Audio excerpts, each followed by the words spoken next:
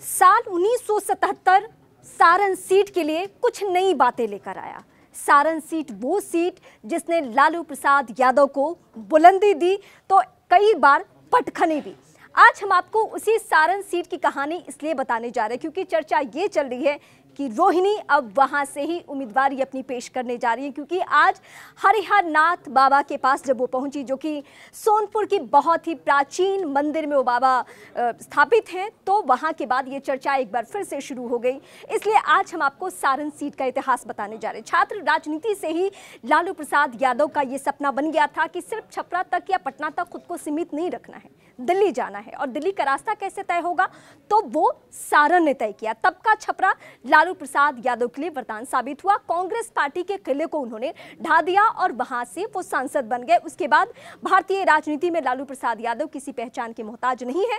ये और बात है कि चारा घोटाले को लेकर उनकी चर्चा अलग अलग तरीके से भी होती रही और इसी बात का फायदा मिला किसको, राजीव प्रताप रूडी को, जो मौजूदा वक्त के सारण के सांसद है, बीजेपी के फायर ब्रांड लीडर और दो बार अगर केंद्र सरकार में मंत्री रहे। तो ये कद बढ़ा लालू प्रसाद यादव और राबड़ी देवी को हराने के बाद, क्योंकि राजीव प्रताप रूडी ही वो दमखम रखते थे जिन्होंने लालू प्रसाद यादव जैसे फायर ब्रांड नेता को भी वहां से चुनावी मैदान में पटकनी दे दी। ये और बात है कि चारा घोटाले से भी वहां की जनता बेहद परेशान थी और दूसरा कि युवा चेहरा और जातीय समीकरण के पैमाने में भी राजीव प्रताप रूडी तब फिट बैठते थे। जातीय बहुलता की बात करूं तो यादव और राजपूत हमेशा से इस सीट पर निर्णायक भूमिका में रहते हैं।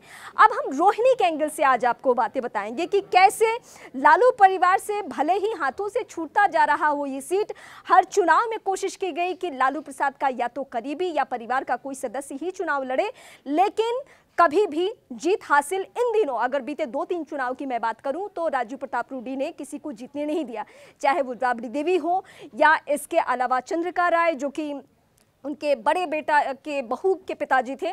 इसके अलावा इस बार रोहिणी पे भरोसा जताया जा रहा है। रोहिणी कौन है?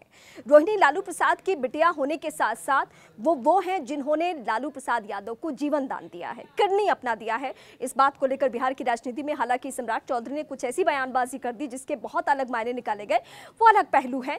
लेकिन लालू प्रसाद यादव अब चाहते हैं कि दिल के बेहद करीब रहने वाली रोहिणी चुनाव लड़े सारण से, उस सारण से जिसने बहुत बड़ी पहचान लालू प्रसाद यादव को दी है राजनीति में, और वहीं से उन्होंने सब कुछ किया है, आप ये कह सकते हैं। वहीं जब तक वो वहां से चुनाव लड़ रहे थे तब तक राजनीति में उनकी वैसी भी हैसियत नहीं थी। उसके बाद केंद्र सरकार में रेल मंत्री बनना, फिर बिहार सरकार का मुख्यमंत्री ही बन जाना, बिहार के मुख्यमंत्री के तौर पर उनकी पहचान रही।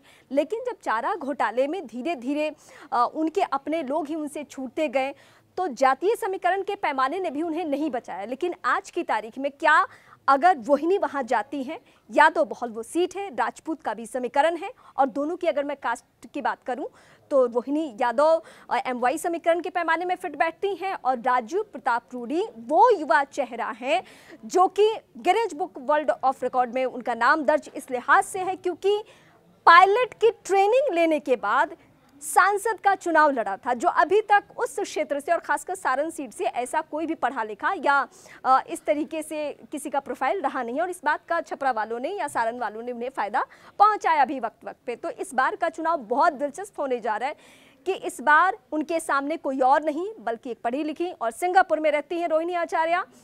राजनीति में आने की उनकी दिलचस्पी थी, ये बहुत दिनों से ऐसी चर्चाएं चल रही थी, लेकिन सारण सीट से ही वो चुनाव लड़ेंगे ये किसी को मालूम नहीं था। लेकिन आज इस बात पे मुहर ऐसे लग गई है क्योंकि सोनपुर में जाकर उन्होंने बाबा हरिहर नाथ के दर्शन पूजन कर लिए हैं।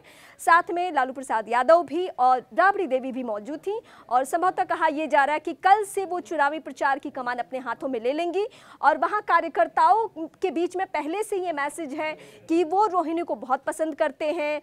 उनके फीडबैक के आधार पे, सर्वे रिपोर्ट के आधार पे ही रोहिणी को टिकट दिया गया है। तो रोहिणी क्या वाकई राजीव प्रताप रूडी को पटखनी दे पाएंगी?